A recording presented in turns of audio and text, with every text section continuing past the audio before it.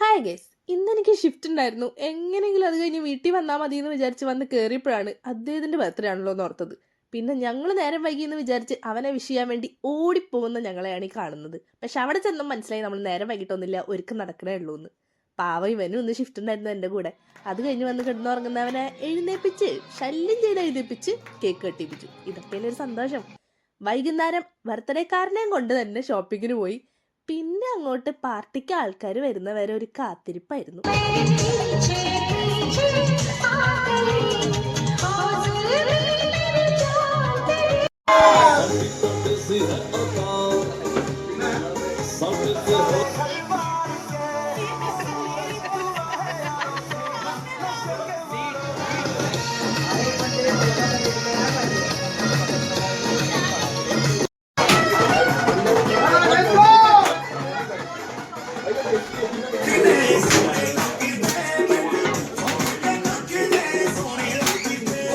അങ്ങനെ പാർട്ടിയും ബഹളവും എല്ലാം കഴിഞ്ഞ് വന്ന് സമാധാനമായി ഞങ്ങളുടെ സ്വന്തം അടുക്കളയിലിരുന്ന് അതിനെപ്പറ്റി അയവിറക്കിക്കൊണ്ട് അവൾ ഉറങ്ങിപ്പോയി.